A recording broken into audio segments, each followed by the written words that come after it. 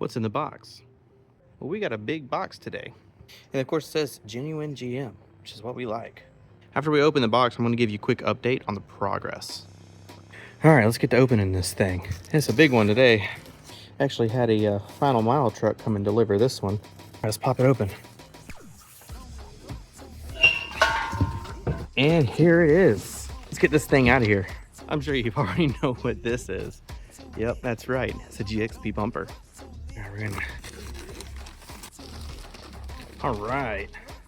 So what we have here is a GXP front bumper cover for the 04 to 08 models. It is black because this is the primer coating that they put on top of it.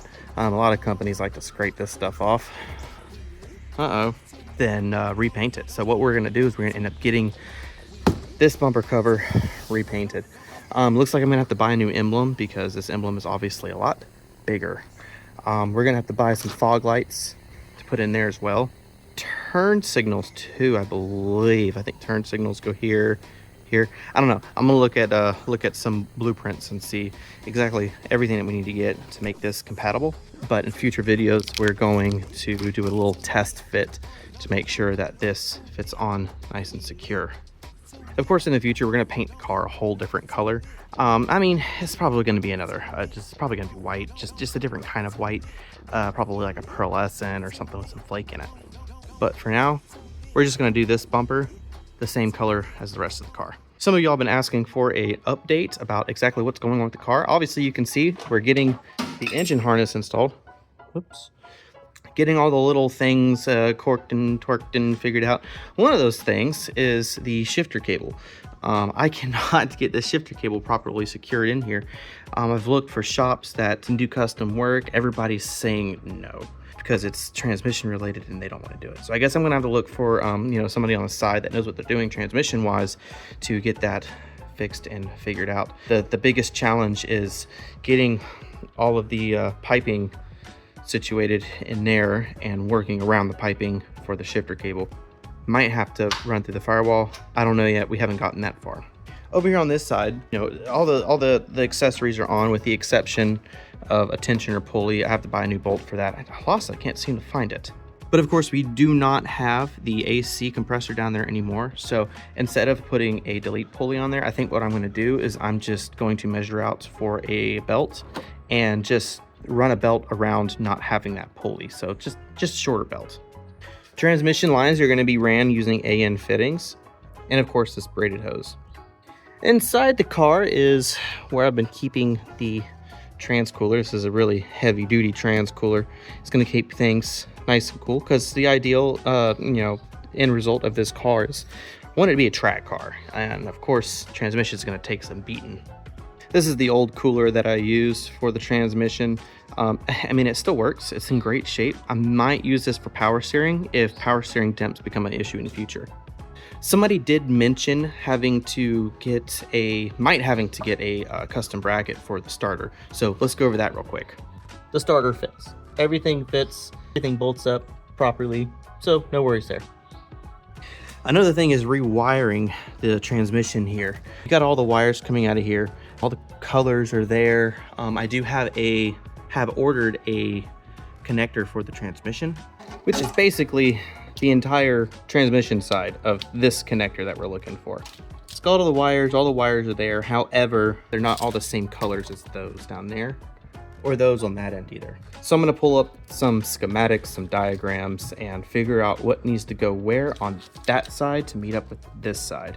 Then we'll splice them all together and call it a day. Speaking of splicing together, I was able to get my fans all hooked up and ready. They're all plugged up. I went on Amazon and ordered some high voltage connectors here. Spliced them in on the harness side, cut off the old connectors, soldered and heat shrinked this side and this side together, get everything where it's not going to come apart. I did both fans just like that. And I'm going to do the same thing with the fan on the transcooler. Again, just a simple high voltage connector from Amazon.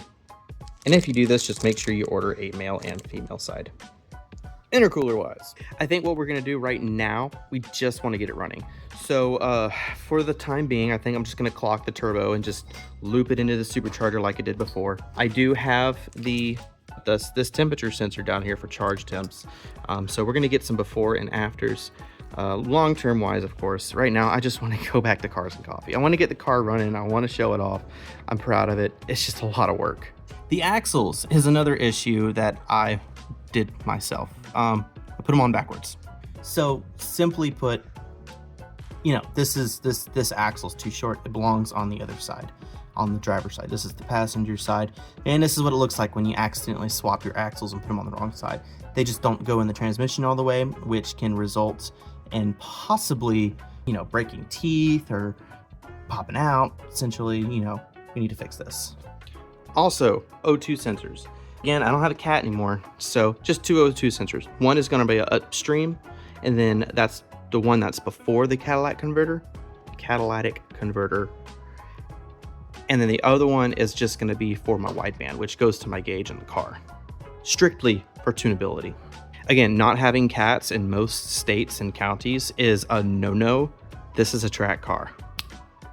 It looks like a mess right now. I know. I've got a lot of things going on in life right now. But there's your update. I'm sure there's a few things I did leave out. We'll go across those issues once we get to them, and I'll keep y'all informed. So this bumper is going to go to the paint shop. We're going to get this all painted up. And do your paint shop a favor. Before you throw your bumper away, clip off a nice, decent chunk of your old bumper so that way they can match the paint easier without having to drag your entire car to the paint shop. So I'm excited for the new look. I'm going to do another video just test fitting, making sure that this bumper fits onto the car so that way you guys know if y'all want to order one. This bumper specifically, I got from GM Wholesale Direct. They typically ship to your local Chevy dealer. Now, it did cost me like 500 bucks for this bumper. Shipping directly to your house is a little bit more. It's like 200 bucks because I had to use an external third-party, you know, shipping company like Southeastern Freight Lines. Or you can skip out on that charge and just go pick it up at the dealer, but it was an hour and a half drive for me, so it just wasn't worth it. But stay tuned, we've got more to come. And until then, drive easy.